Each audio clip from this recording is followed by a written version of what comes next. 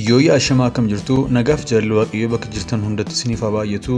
Kun YouTube chaanalii Boonsaa Addisuu Guuteetii baga nagaan gara YouTube chaanalii kanaatti dhuftani. Haaraa yoo taatan subscribe gochuudhaan maatii keenyatti dabalamaa. Viidiyoowwan yeroo yerootti gadhiisnus dafanii akka isin ga'aniif mallattoo beelii banaa gochuu hin dagatina. Obbo Biraanuun akka jedhanitti gaangeen qe'ee kootti dhaltee biyya raajeffachiisaa jirti jedhani. Dargaggoo Dirree Dhaawaatii waraabessa 34 wallaansoon injifate. Obbo Biraanuu tamtimee godina Shawaa Lixaanaa Baakoo Tibbee ganna koortuu Caancoo jiraatu.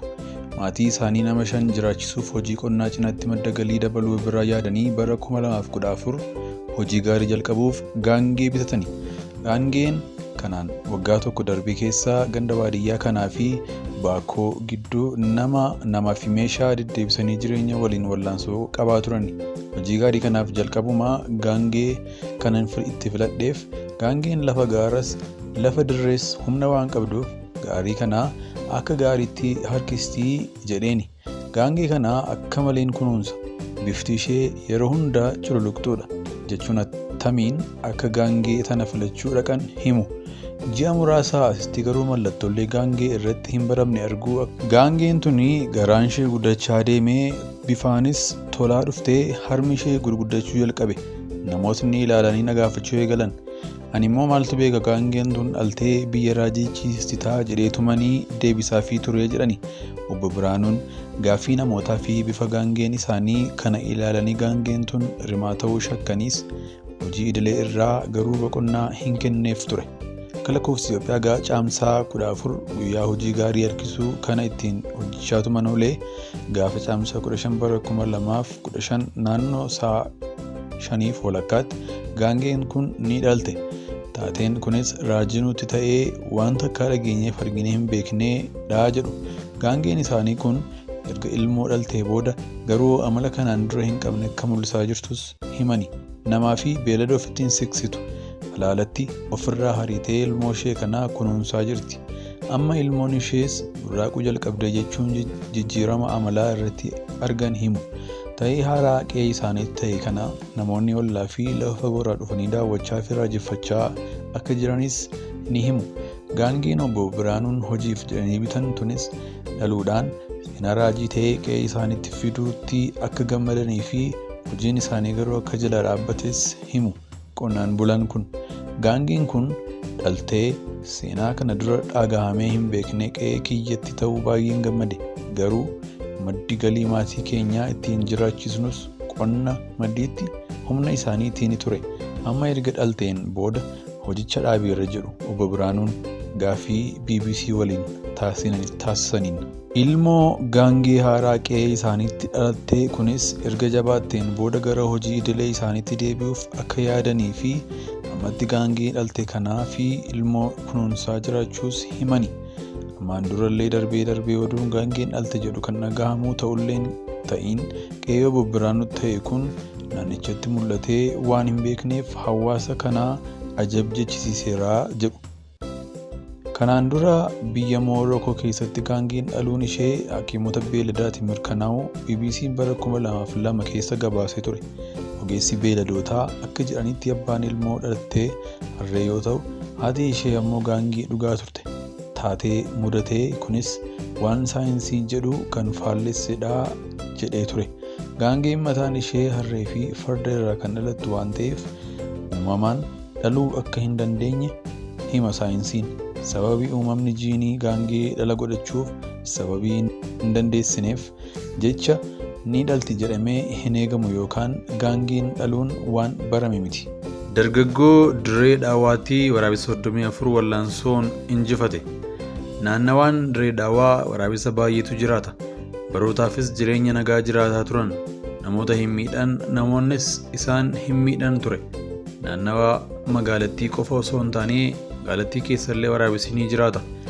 Dirree Dhaawaa walakkaa Hawwisaa kan jedhamu dallaa daandii baaburaa keessaa fi bosona dhiyeenya kaambii 7ffaa dallichatti akkasumas naannoo yuunivarsiitii bineensi baay'inaan jira. Dallaa daandii baaburaa keessatti furgoowwan sibiilota dagataman yaa'aa bishaanii keessallee waraabessatu jiraataa ittis wal hora. Ijaarsa warshaatiif jedhamee bosonni dhiyeenya magaalichaa wayita cirametti waraabessi baqatee gara dallaa baaburaatti akka galee amanama. Dallaa kana keessa namoonni ni jiraatu. Furgoowwan baabura dur Jibuutii Finfinneetti deddeebi'aa turan keessaa har'a namootatu jiraata. Dallicha keessattis carraan walitti dhufeenya namaa fi waraabessaa akkuma dallichaa bal'aadha. Darbee waraabessi miidhaa yeroo namarraa qabsiisutu jira. Dargaggoon waggaa 33 Yoonaas Baahiluu dureedhaa waajjiraataa ganda Diippootti hojiinsaas hojii sibiilaa fi ijaarsaati. Diree dhawaatti baay'ee kan beekamu ammoo waraabessa kiyyeessuu bitaa namatti gala. Yoonaas waraabessa 34 wallaansoo qabee injifateera. Diree dhawaatti oduun waraabessi namarraa miidhaa qabsiiseera jedhu baay'ee hin baramne. Yeroo dhiyoonas garuu kun geeddaramee jira. Miidhaan waraabessi namootarraan ga'u dabalaa dhufus garuu xiyyeeffannaan hin kennamneefi jedha Yoonaas. Taateen guyyaa tokko mudate garuu diree dhawaa naasise. Jiraattonnis ni gaddani. Waggaa lamaan dura abbaa fi mucaansaa kan waggaa 3 naannoo dallaa daandii baaburaa taphataa turan tilmaamaan guyyaa keessaa sa'a 10 wayita ta'u abbaan fincaaniif achi siqa. Mucaanis miila abbaa hordofee gadi ba'a. Mucaan kunis gara ijoollee walitti qabamtee taphataa turanitti deemaa ture jechuun yaadata abbaan Yoonaas. Waraabessi dhufee ijoollettiitti yoo siquu hundi isaanii jalaa ba'uuf yoo fiigan mucaan sun garuu jalaa ba'uu hin dandeenye. Gadi taa'ee waraabessis guyyaan morma mucaa qabatee baan yoo gadi bahuu waraabessi mucaasaa fuudhee yoo deemuu arge. Mucicha oolchuuf yaalamullee qaamasaa muraasa argachuun irratti homaa gochuu hin danda'amne. Galgala keessaa Yoonaasii fi hiriyoonni isaa bu'aa gahuu gara mana sanaa dhaqan. Namoonni boo'ichaaf walitti qabamanii bakka jiranitti kanuma sana sagalee waraabessaa dhaga'ama akka ture yaadata. Saasuu fi gadduurra labbuu waraabessaan baduu oolchuuf murteesse. Karooras baasee ogummaa hojii sibiilaa tumuu hojjetutti fayyadamuun karaa ittiin waraabessoota itti kiyyeessuu yaade.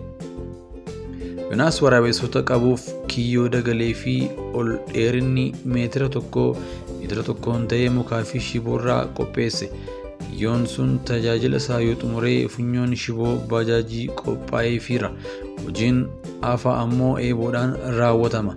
Achiinis kiyyoo hojjechuun foon keessa kaa'ee barii isaa 11tti kaa'e. Kiyyichi waraabessa tokko qabuulleen gaarii ni miliqe. Yaaliin jalqabaa hin milkoofne. Yeroo muraasaan booda yaalii lammaffaatiin keessattuu waraabessa naannichaatti rakkoo ta'e keessaa tokko qabuu danda'e. Kana gochuuf muuxannoo kan hin qabne Yoonaas waraabessa waliin sa'a 11 hanga 1tti wal lolaa ture. Yoonaas gochisaa kanaaf galatalleen hin arganne. Faallaa ture malee. Jiraattonnis nu fuchisiiste jechuun isa qeeqani.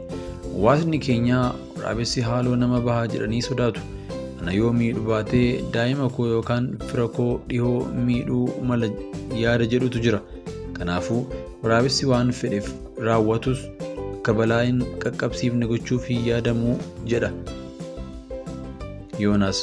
Tarkaanfii cimaan miidhaa waraabessaa hir'isuuf hawaasichi taasisuu bosona keessa jiran ciruudha. Yoonaas garuu jecha waraabessa yoo itti siqan nama jaanjessa jiru dabalatee jechoota afaanii hin fudhatu. Waraabessi akkuma warra kaanii bineensaadha jedha. Mucaan lubbuunsaa kan darbe guyyaa isaa waan ta'eefidha. Waaqni hin jenne jechuun gochaa waraabessi raawwatu hanga fudhachuu ga'anitti turan jedhan. Sababii kanaanis gochaan kee nuuf maatii keenya irraa rakkoo uuma jechuu na balaaleffatanii turanii jedhan. Baay'inni waraabessaa balleessuu baay'inaan ammoo namoonni balaaleffachuu dhiisuun isa waliin dhaabbachuu eegalan. Waraabessiin ajjeesee 6 yoo ga'u ana waliin awwaaluu eegalan. 7 jedhee dabalaa yoo deemu wanti addaa'umtu akka hin jirre baran. Osoo kun kanaan jiru taateen Direedaawaan naasise kan biraa dhaga'ame. Erga mucaan waggaa 3 waraabessaan lubbuunsaa darbee guyyoota 37 booddee halkan sa'a 12tti ganda Quxaabaa jedhamu mucaa dubaraa haadha ishee irraa fageenya meetira 1 hin qabne akkuma haati gara gola mi'aatti galagalteen jattii fudhatee deeme. Kana hordofees jiraattonni naannichaa walitti qabamuun yaalii taasisan illee lubbuu daa'ima sanaa oolchuu hin dandeenye. Naannicha kan jiru waraabessa tokkodha. Waraabessi kun daa'imman irraa miidhaa qaqqabsiisuun isaa maatiidhaaf hirriba hin kenne. Yeroo kanadha waraabessa waliin wallaansoo qabuuf nama maqaan isaa beekame Yoonaasiif kan bilbilaniif. Yoonaas waa'ee sochii waraabessa kanaa konkolaachiftoota baajaajiif waardiyyoota galeeffatanii hojjetan irraa odeeffannoo gaafate. Odeeffannoon argate gahaa ta'ee waan hin arganneef walitti aansee guyyoota 3f waardiyyoota waliin buluun naannoo 3tti bahaa fi gala waraabessichaa qorate. Waraabessi kunis kan gara biraa hin adeemne fakkaatota isaa waliin kan hin makamne guddaa fi gurraacha ta'uu adda baase. Dabalataanis hordoffii isaa kanaan dhimma tokko mirkaneeffate. Hojiin waraabessichaas hundi gara mucattiin itti nyaatamteetti ta'uu bare. Kiyyoo isaas kan durii caalaa cimsee karaa bahiinsaa isaa sirrii ta'ee fi kaa'e. Waraabessichi yeroo isaa barametti bahuun kiyyoo Yoonaas keessa bu'e. Akkuma yeroo biraa eeboo isaatti fayyadamuun tarkaanfii irratti fudhate. Yeroo tokko waraabessa ajjeesuun koo dhugaa waan isaanitti hin fakkaanneefuu du'aa isaan jiraattota naannichaa fi daa'immanitti agarsiisee kan jedhu Yoonaas waraabessicha waan beekaniif erga reeffa isaa arganii booda mirkaneeffatanii jedha. Isaan booda naannichatti miidhaan waraabessaa akka dhaabbatee fi jiraattonni naannichaas boqonnaa akka argatan ibsa. Waraabessoota turan hordofuun ajjeeseera. Isa booddee sagalee dhaggeeffachuuf yaaleera garuu namni miidhamee homtuu hin jiru. Anis baay'een gammade. Haala akkasiitiin waggaa 2 keessatti hanga ammaatti waraabessa 34 Dirreedawaa iddoowwan garaagaraa keessatti wallaansoo qabee akka dhabamsiise ibsa. Yoonaas hojii kanaan taateewwan jireenya isaa balaarra buusan mudatanii akka turan hima. Yeroo tokko miila waraabessaa jalatti kufee yeroo biraa immoo osoo waraabessa tokko waliin wallaansoo qabu kan biraa itti dhufee garuu hanga xinnoo lubbuun ba'uu hima. Yoonaas gochaa lubbuu isaa balaarra buusa raawwatuuf jiraattonni galataan ala kanfaltiin raawwataniif hin jiru. Kanneen hojii isaa beekan garaa irraa eebbisuun daa'imman akka gootaatti lakkaa'u. Daa'imman Yoonaa argan tapha isaanii dhiisanii sirbuu gammachuu isaanii waan nama hawwatu qabaa jedha. Haadholiin yeroo hundaa eebbisuu daa'immanis Yoonaa arganii gammadu keessattuu Yoona ajjeesee dhufu isaaniif anaan olii namni biraa hin jiruuf gammachuun isaanii ammoo gammachuu naaf kennaa jedha. Abbaa ijoollee lamaa kan ta'e Yoonaas hojii hojjetuun gammadaa ta'ulleen yeroo tokko nama waanan ta'eef yoo sodaan dhufu waan hundumaa kan naaf balleessu yoon suuraa mucaa naannoo quxabaatti waraabessaan nyaatamtee ilaaludha. Waan kamuu raawwachuuf boodatti hin jedhu jedha. Yoonaas waan raawwatu kana viidiyoon agarsiisee yeroo tokko deeggarsi maallaqaa muraasni akka taasifamee fi ture kaasa. Deeggarsi kun itti osoo fufee kiyyoo nama qabu caalaa fooyya'aa fi kan iddoodhaa iddootti socho'u kan biraa qopheessuu barbaada. Dirreedawaatti waraabessi daa'immaniif maanguddootaaf yaaddoo akka hin taane erga mirkanaa'ee booda naannawaa Finfinnee fi iddoowwan biraatti tarkaanfii wal fakkaatu fudhachuu barbaada. Oduun daa'imma ta'ee namni jabaan waraabessaan nyaatame jedhu baay'ee nama jeeqa. Keessattuu daa'imman humna ittiin waraabessa ofirraa ittisan homaa hin qaban. Inni kun baay'ee waan na jeequuf